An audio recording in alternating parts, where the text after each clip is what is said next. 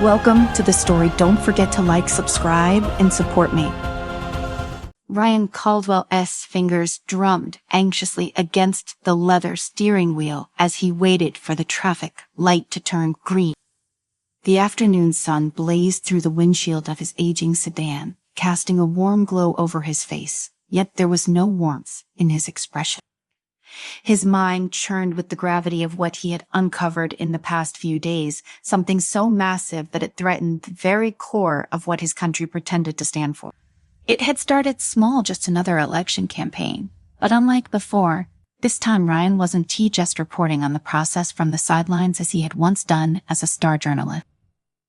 This time he was in it. He was a candidate, an outsider with nothing to lose and a burning desire to upend the political machine that had turned the democratic process into a puppet show. He had entered the race for change to challenge the Communist Party's decades-long grip on the government. Yet the opposition was proving far more insidious than even his most paranoid suspicions had led him to believe. The light turned green, and Ryan pressed the gas, navigating through the crowded streets of Metropolis City, the country's beating heart and political hub. Towering skyscrapers loomed overhead, symbols of power and wealth. But beneath the surface, there was a rot spreading, one that had been carefully concealed by years of media control, political maneuvering, and now, as Ryan had discovered, outright manipulation. His thoughts flickered back to that night in the abandoned factory on the outskirts of the city, where he had first stumbled upon the truth. It was a lead given to him by an old friend, Tim Rogers, a tech whiz who had worked for one of the government's many data analysis firms. They used to joke that Tim was like a hacker in a suit, but his recent tone had been far from humorous. They were remaking voters, Ryan people, not real people, but close enough to count. Ryan had brushed it off. At first, the country had always been rife with rumors of election fraud, but creating artificial citizens, it sounded like conspiracy theory fodder.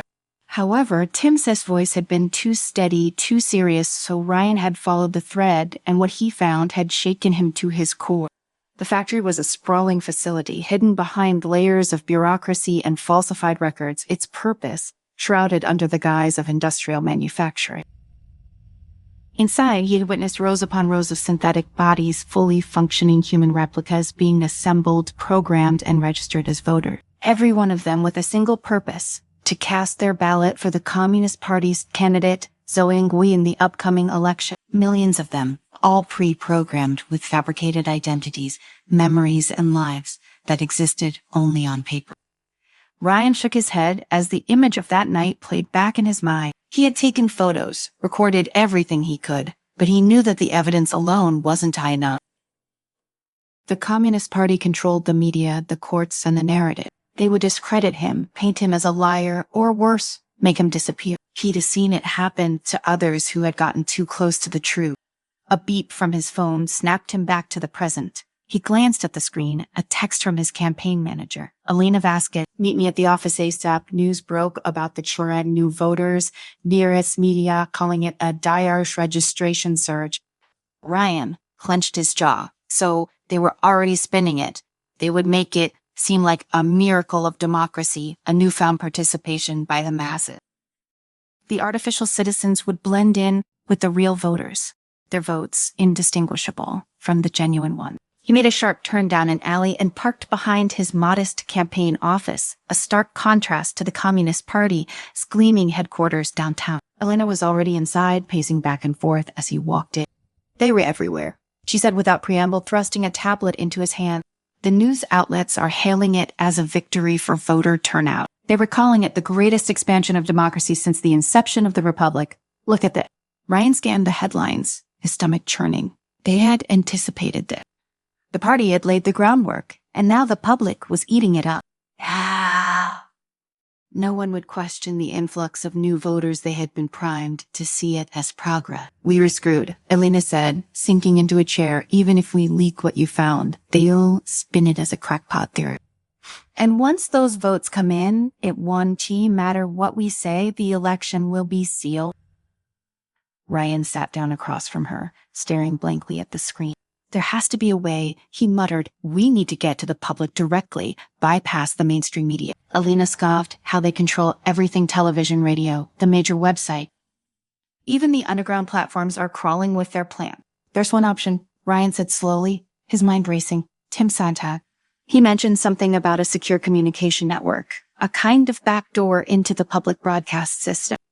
If we could hack into that, we could air the truth on every device in the country. Elena's eyes widened. That says insane. They detrace it back to us in minutes. We'd either before the broadcast finished. Ryan met her gaze, his face set in determination. We're already dead if we don't do something. I am not letting them steal this election. The air in the room felt heavy with the weight of their decision. Elena knew what Ryan was saying was true. They had no other choice. Fine, she said, her voice soft but steady, but we were going to need more than just the two of us. We'll need a tech team, security, and a plan to escape once the signal goes out.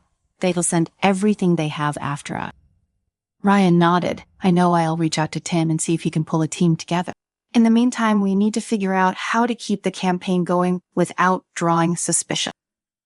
The days that followed were a blur of frantic planning, secret meetings, and sleepless nights. Ryan said a campaign continued publicly, but behind the scenes, they were preparing for a fight much bigger than a mere election. They were preparing to a conspiracy that would shake the country to its foundation. The night before the election, Ryan and Elena sat in a dingy warehouse surrounded by a small group of trusted allies. Tim had come through, bringing with him a group of tech experts capable of hacking into the party's secure network.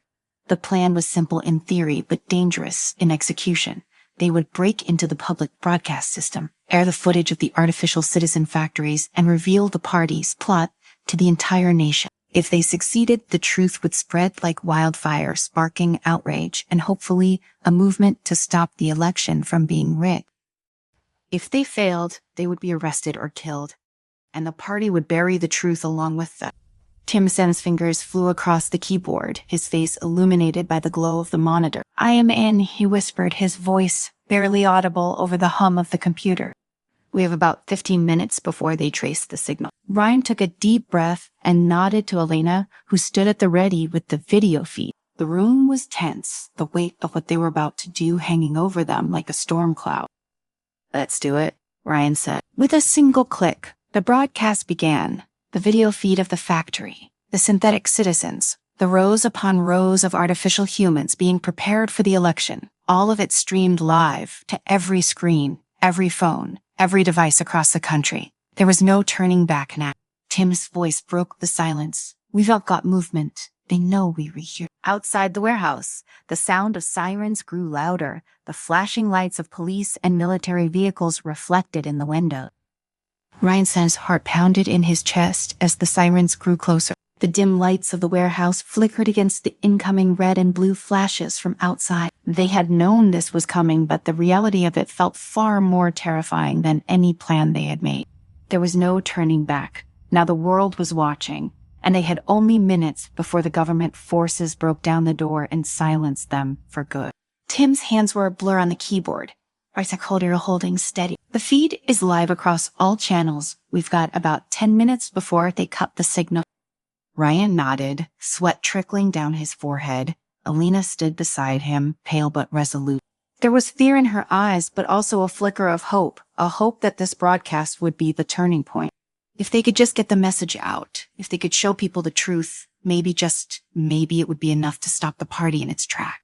The sound of heavy boots echoed from outside the door. The warehouse had no more than a handful of entry points, and all of them were now surrounded. Through the small, dirty window near the ceiling, Ryan could make out the armored figures of the police and military weapons drawn, their faces hidden behind black visors. They're gonna storm the place any second, Tim said, his voice calm despite the urgency. I'm setting up an automatic rebroadcast in case they manage to cut the live feed. I'll buy us a few more minutes. Ryan clenched his fists, forcing himself to focus. Elena grabbed the backups. We need to get out of here as soon as we were done. She nodded and moved toward the equipment bag stashed in the corner. They had prepared for this. They had contingency plans, multiple exit strategies, and safe houses lined up. But Ryan knew there was no guarantee they would make it out alive. The door rattled violently as a battering ram hit it once twice. Ryan's breath caught in his throat. The third strike sent the door crashing inward. Black-clad officers poured into the warehouse like a swarm of insects, their weapons raised, sweeping the room.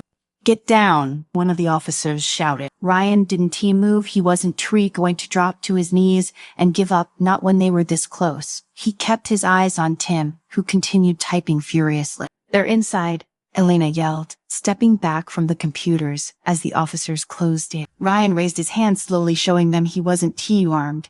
Unarmed. "This is a peaceful Shut it," one of the officers barked, shoving him hard against the wall. His head slammed into the concrete, and pain shot through his skull. Another officer yanked Tim from his chair, slamming him to the ground. The computer, still streaming the live footage, flickered but remained on. Tim groaned in pain, but he managed to glance back at the screens. "It's still going? We still have time." A sudden burst of static filled the air. Ryan's eyes darted to the monitor.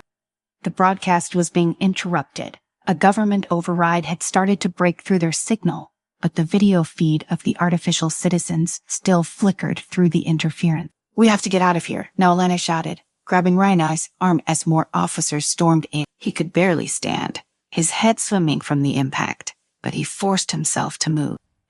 They had to make it to the backup exit, or everything they'd done would be for nothing. They scrambled toward the back of the warehouse, where a narrow service door led to an alley. As they reached the exit, Elena turned to Tim. "Come on." Tim was still on the floor, struggling to push himself up. One of the officers kicked him hard in the ribs, and Tim cried out in pain. Ryan's heart twisted in his chest. He couldn't just leave him. He lunged forward, grabbing Tim by the arm and pulling him up.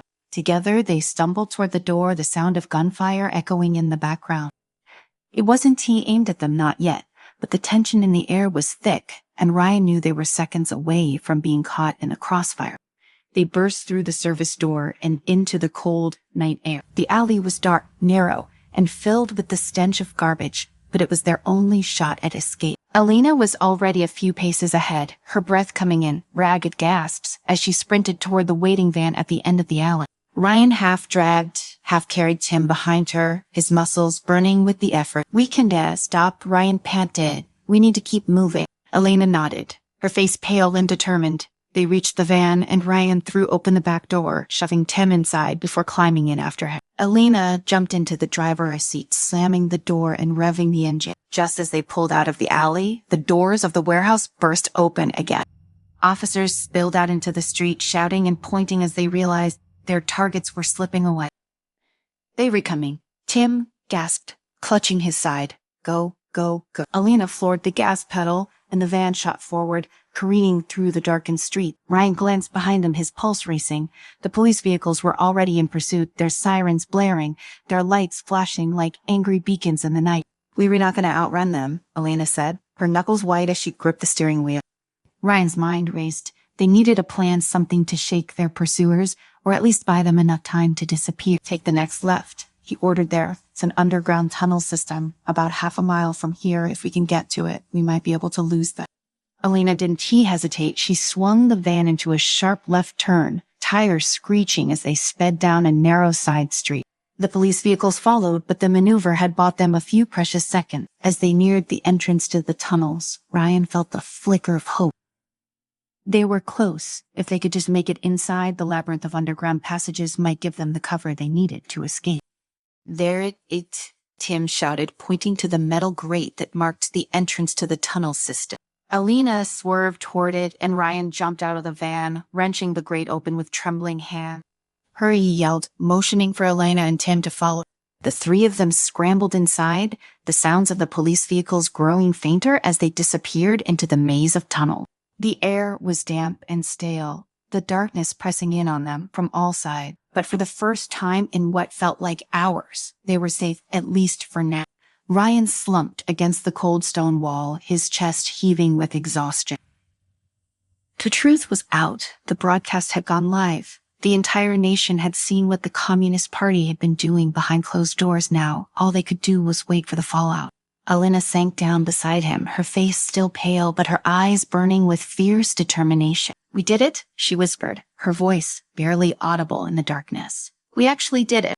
Ryan nodded, the weight of the night's events settling heavily on his shoulder. They had risked everything to expose the truth, and now the country stood on the edge of chaos.